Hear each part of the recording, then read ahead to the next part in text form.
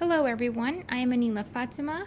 I am a lecturer at Jindal Global Law School and I will be presenting my paper of religious freedom within India, France, and other Islamic Sharia-dominated nations.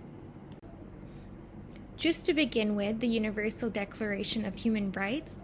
Under this is Article 18, which recognizes the right to freedom of religion.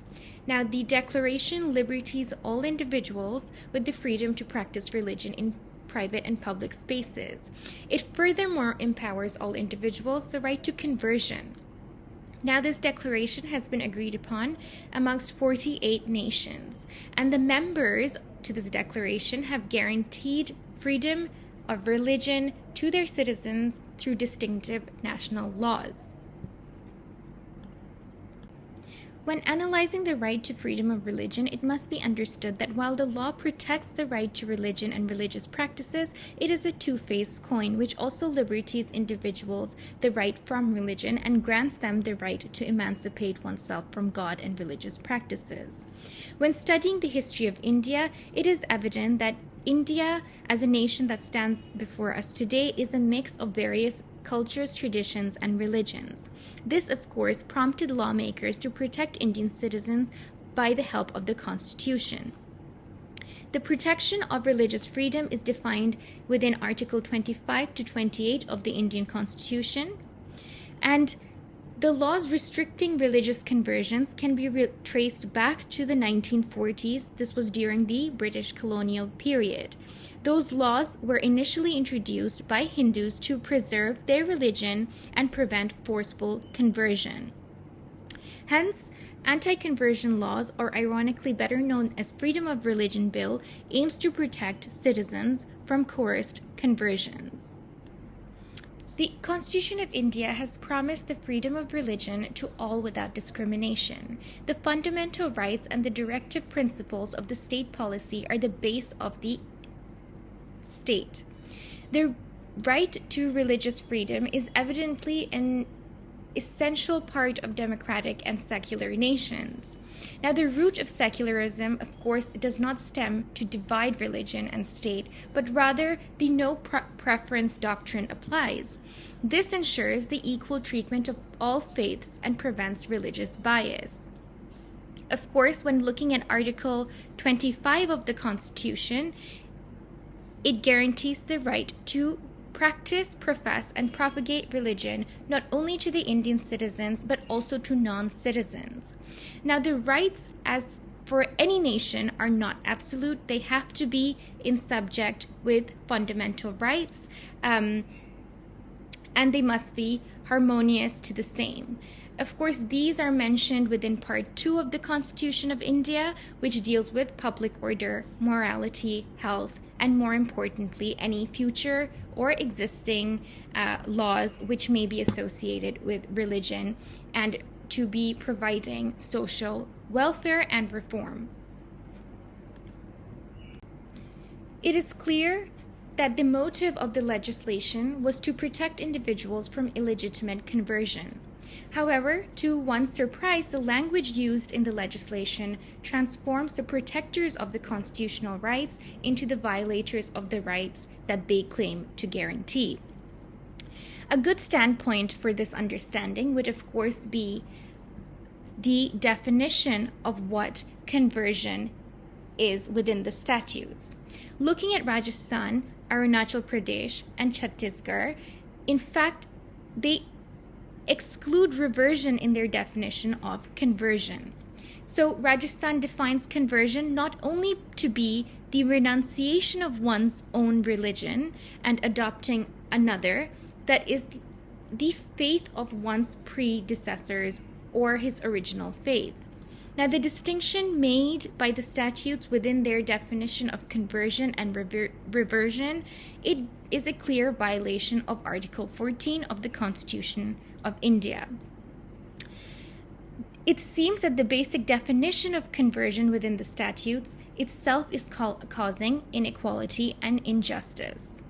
Now, when looking at the acts of Himachal Pradesh, Orissa, and Arunachal, they have replaced the word allurement with the term inducement, and the provision within the Himachal Pradesh Act declares that any individual who has converted in the contravention of this section shall be deemed as though they have not converted at all.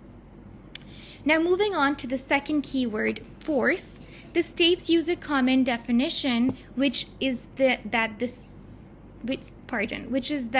force shall include the show of force or threat of injury or threat of divine displeasure or social excommunication. So once again, the definition of force within these statutes creates ambiguity in the terms of what force is in practice, particularly in those faiths which advocate disassociation as a path of divine displeasure. This, of course, is the case with all Abrahamic religions, which brings forth the question of whether the teaching in those faiths are in fact violative of the anti-conversion laws of the state. Another question which follows is if the provision are targeting particular groups of faith. A more recent addition to the anti-conversion laws is the Uttar Pradesh Prohibition of Unlawful Conversion of Religious Ordinance 2020. This law abides by the above-mentioned acts, but has a twist under Section 6 of the ordinance. It declares that marriages that have been held for unlawful conversion will be held void. Now, the ordinance conflicts with the Special Marriage Act, which permits interfaith marriages. It additionally enforces automatic partition from the Hindu individual's undivided family due to categorizing inheritance as per the Indian Succession Act, hence benefiting the Muslims but being disadvantageous to the Hindu community. With the statute taking the shield of being inanimate, should the provisions of the anti-conversion law extend to lawmakers in order to prevent them from inducement and positive reinforcement of conversion and interfaith marriages for certain faiths, while using negative reinforcement to prevent and preserve another faith? Now, the United States Commission on International Religious Freedom has stated that even though India advocates for complete legal equality and condemns religious bias, the constitutional provisions and the state national laws that do not comply with the international standards of Article 18. The anti-conversion laws, both by their design and implementation, infringe upon the individual's right to convert. They favor one religion over the minority religions and represent a significant challenge to Indian secularism. Additionally, these have resulted in an inequitable practice against minorities.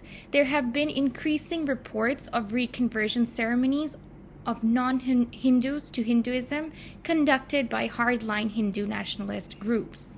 The USCIRF confirms that the reconversion to Hinduism under the term Ghar Wapsi, translated as returning home, is not subject to the provisions of the anti-conversion laws passed by India. On February 16, 2021, the National Assembly of France voted for an alarmingly controversial bill. This has sparked the sentiments of the Islamic community in France. This bill has been seen to be controversial not only in France but also the neighboring nations. While the French far-right supporters believe that this will bring forth a positive change to the extremists within the country, the Muslim population of France views the bill to be discriminatory and unfairly targeting their community. In order to have a better understanding of this bill, we must scrutinize it. The first essential point to be criticized is the expansion on the neutrality principle, which forbids not only civil servants but all private contractors of public services from sharing political opinions or even wearing physical representations of their religion. This, of course, has been clearly stated in Chapter 1 of the bill. It is essential to keep in mind that France is one of the most and one of the first amongst the European countries to ban the full face scarves in public.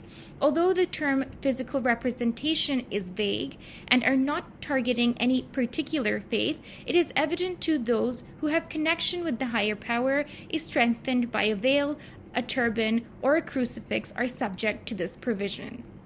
The bill also permits the French authorities to shut down all places of worship momentarily in the event that they come across any signs of hate speech expressed by the preachers. The second point of criticism is that the French authorities will keep a stern eye on the foreign funds received by these religious organizations. The third and most noteworthy is the highlight of Article 51 of the bill, which brings a ban on virginity certificate, and it also addresses polygamy and forced marriages, which are evidently a practice which are not stemming from only one faith. Although this article can be criticized for being repetitive as current legislations exist within France which address the same issues, the bill prevents polygamist couples from receiving shelter alongside issuance of residency in France. Additionally, there will be private interviews conducted by newlyweds which are expected to come forth with the actuality. Essentially, the bill has ensured all children above the age of 3 to attend school regularly and abolish homeschooling. The bill highlights the importance of instilling secularism in the public employees. Another attempt to address a gruesome beheading of Patty, a teacher allegedly teaching freedom of speech, which Article 18 has been named the Patty Law, which obligates the superiors of public employees who report all threats received. Now, the bill is repetitively claimed not to be against religion, but rather against radical views of gender inequality. The bill then reads, in its simple terms, is criticized for its vagueness. The article doesn't necessarily point to one religion, whereas there is a particular uprising in the Muslim community. Now, the answer to this question of why the Muslim community is so affected lays in the speech given by the French president in the late 2020. On October 2nd, 2020, the French president Emmanuel Macron addressed the implementation of the anti-separatism bill. He mentioned and indicated that the Islamic principles are the reason for the social unrest present in France. He goes on to claim that the particular group of people have gone to prevent freedom of thought and are changing the French values and hence not integrating within society. He criticizes France's method of integrating those people within society, which seems to be directed towards immigrants, yet ironically categorizing them as the community which produces terrorism. The president hopes that the bill will prevent immigrants from feeling like outsiders and avert the French citizens from fostering hate in their hearts. However, this seems to be causing, without any direct prejudice to one particular faith within the words and the language of the legislation,